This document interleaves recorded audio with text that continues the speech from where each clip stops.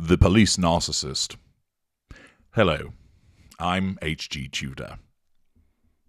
In the book Filth by Irvine Welsh, which became a film, James McAvoy played Bruce Robertson, a clear narcissist, and in one memorable exchange at the Masonic Lodge, he's discussing matters with his friend, Cliff Blades, known as Bladesy. Bladesy, an earnest accountant and stooge who's regularly shat on from a height by Robertson, asks, "What made you join the force?" Robertson replies, "Police oppression, brother." Bladesy responds, "You wanted to stamp it out from the inside?" Bruce Robertson replies, "No, I wanted to be a part of it," showing the attractor that exists with regard to the power that comes with being a police officer. Now, of course, many police officers undertake an admirable role in very difficult circumstances, and it's one of those positions in society where often you're damned if you do and you're damned if you don't.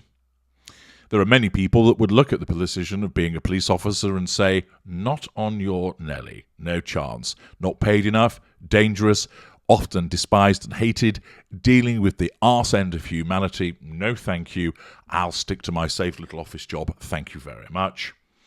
Others look at it as ways of putting something back into the community, wanting to help, wanting to make a difference.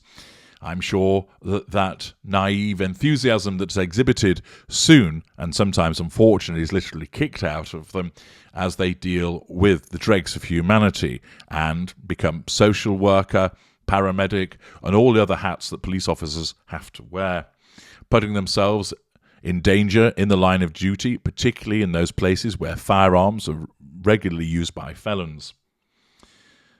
There are others who take the view that the scum shouldn't win, and that whilst there are rules that have to be followed, they can be bent in order to fight fire with fire. Those individuals taking on such an approach aren't necessarily narcissists, but more likely normals who take the view that the application of due process isn't something that should be applied to this particular scumbag.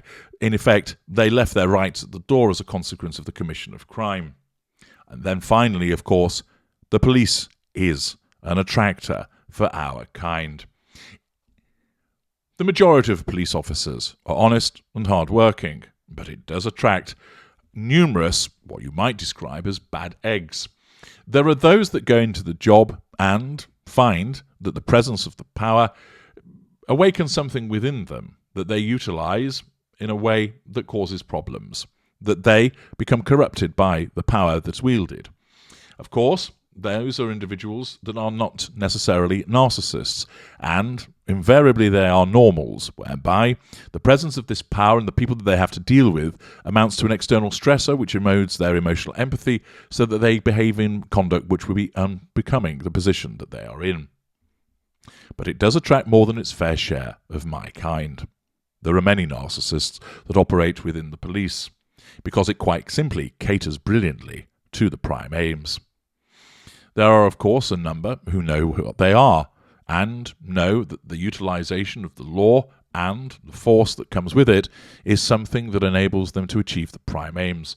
But the majority of narcissists that find themselves in the police service, the police force, whatever you wish to call it, are unaware. But what is the attraction? Well, as you know, for any narcissist, the narcissist is governed by the pursuit of the prime aims. In most instances, completely unaware that that's the case, but they must seek control over those around them at all and given times, that they must draw fuel from people by way of responses and reactions, and, of course, that they garner those character traits and residual benefits. Residual benefits might be such things as the pleasure from having lots of sex, money, the presentation of a facade, involvement in networks, special privileges, and so forth. The police caters to the prime aims magnificently.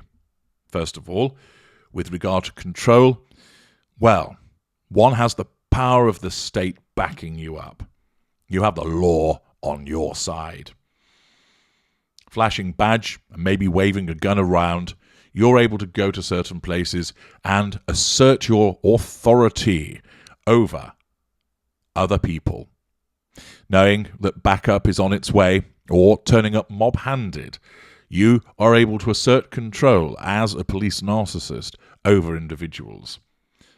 You use the law to assert that control. You utilize the considerable assets that come with that: weaponry, armor, tactical devices, sheer numbers. All of this allows the narcissist to assert control over people, whether it's, for instance, directly over somebody who's suspected of committing a crime by tackling them to the ground, cuffing them, macing them, maybe giving them a few rabbit punches to the back of the head. In other instances, as a consequence of taking them down with a baton to the legs, bowling them over with water cannon in certain jurisdictions. There's a full range of authorized force that can be utilized, in some instances, lethal force, to assert control. But there's also the assertion of control over those that the police are helping. The grateful victim who has just been saved from domestic abuse. The individual whose house has been burgled and the police turn up in time to chase after the felon, racing after them through gardens before rugby tackling them to the ground, making that householder feel safe, perhaps the items that have been stolen being recovered in an unusual turn of events, keeping the streets safe until people come along and express their thanks and gratitude for the hard work being done by the thin blue line. In those circumstances, the gratitude of the police, or rather the gratitude of the public to the police, is something whereby the public are demonstrating that they are under control. Now, there's also the point that this control is often, but not always, supported by the courts. Once it was the case that a policeman's word was never doubted. That less so as a consequence of the many well-documented cases of miscarriages of justice and police corruption. But it still is the case that often the police will be believed over a felon, particularly where they all back one another up. And unless you have a particularly good advocate, then their word will hold sway, which again provides another opportunity to assert control.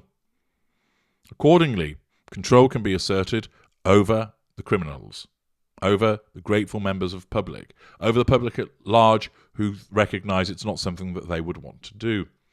And as a consequence of having the law backing you up and the state behind you, those are very substantial means of asserting control that appeal considerably to any narcissist.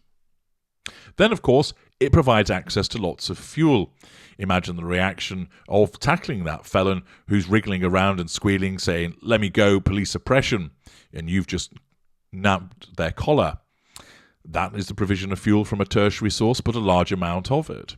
Again, as I mentioned earlier, the gratitude of somebody who's a victim of crime, or just generally the public as a whole, all provides tertiary source fuel in large amounts.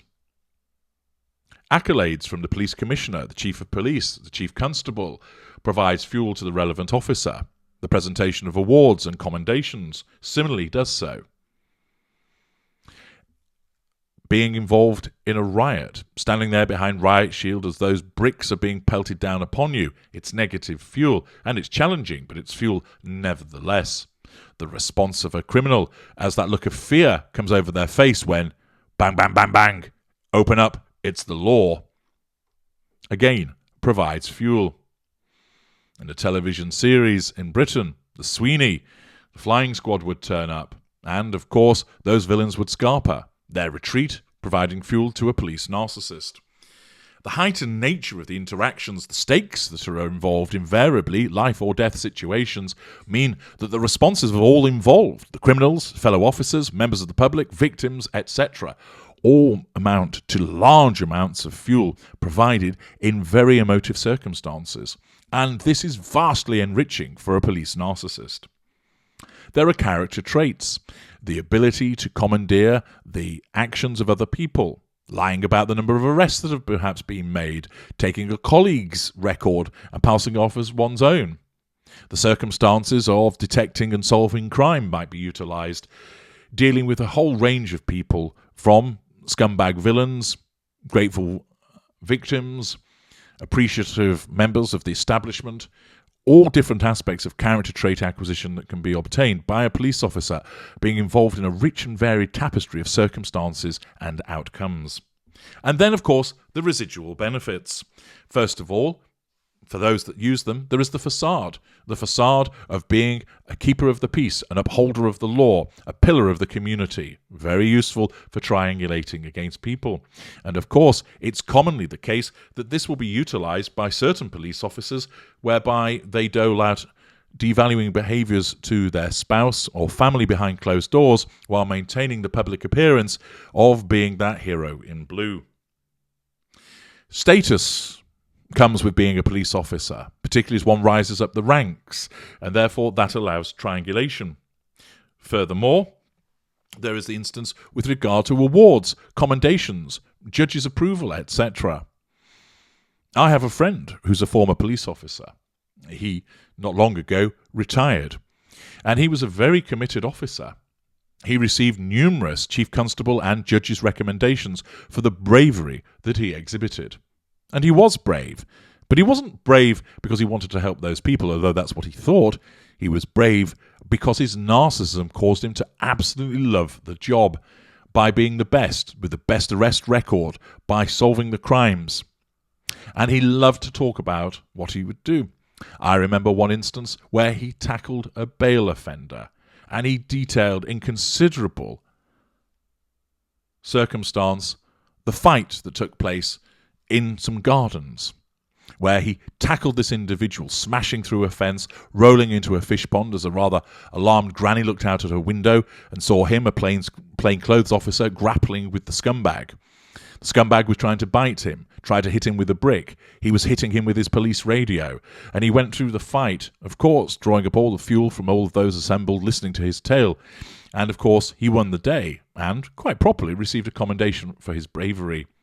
But it was always driven by the fact that it enabled him to show off, that he could demonstrate his physical prowess, that he was keeping the streets clear of scumbags. It also provided him with a huge amount of access to fellow officers that he enjoyed shagging. He would regularly tell me about the instances of shagging them on the bonnet of his patrol car when he was out and about, despite the fact that he had a fiancée at home. He was a likeable individual, reasonably charismatic, and always there, diving in where angels feared to tread, but it was all driven by his plain-as-day narcissism. It was all about him. He wouldn't be as what you describe a bent cop, far from it. He followed the rules, but interestingly, he found himself eventually on the receiving end of complaints with regard to his behaviour towards women in the workplace. Flirtatious, overly familiar, and I remarked upon how I was surprised that this had only just come to roost, given knowing what he was. He, of course, just laughed and smiled about it, although I could see in his eyes he did not find my observation funny in the slightest. He was very effective in what he did, and was rightly praised for what he did, but it was driven by his narcissism. There are, of course, other police narcissists that are less pleasant than the individual I spoke about, that they're brutish, corrupt, that they fabricate evidence, that they beat people up, utilising police brutality, that they engage in behaviours where they are just as bad, if not worse, than the very people that they are arresting. I've often spoken about the empath and narcissist clock, whereby if you put the narcissist at 11 o'clock to 12 o'clock and the empath at 12 o'clock to 1 o'clock, if you go clockwise, they're a long way apart. But if you go anti-clockwise from empath to narcissist, they're actually very close together. And it's similar with the police and the criminals. If you put the criminal at 12 o'clock to 1 o'clock and the police officer at 11 o'clock to 12 o'clock and go clockwise from the criminal, they're a long way apart at opposite ends of the spectrum. But if you go anti-clockwise from criminal to police officer, you'll find that they've got a lot in common. And it's often the case that it's said that it takes a wrongdoer to show that you're doing wrong, that an individual who is just as bad as a person that he's arresting can often be hugely effective. They understand the mind of the criminal in terms of what they will do, where they're to be found, how they can be pressured, how they can be coerced into providing information about other criminals. Because when it comes to the detection of crime, the police invariably rely a lot upon confessions, grasses, and the general public telling them what's been going on, as opposed to the actual detection of it. They're under-resourced, undernumbered, and with rising crime, it's little surprise that they become all the more reliant upon members of the public to help them detect and solve crime. Nevertheless, such environments whereby the narcissist mind is one which understands the mind of a criminal, whereby they may also be a narcissist, whilst they don't recognize them as a narcissist, there is that familiarity with the behaviors that they're second nature, which can often enable the police narcissist to be particularly effective. Accordingly, the police narcissist, whilst there are many that are not, our kind are overrepresented in the police, because it is such a honeypot for the effective provision of control, fuel, character traits, and residual benefits. In the next part of The Police Narcissist, I'm going to provide you with a recent example which demonstrates some of these behaviours in action. Join me there.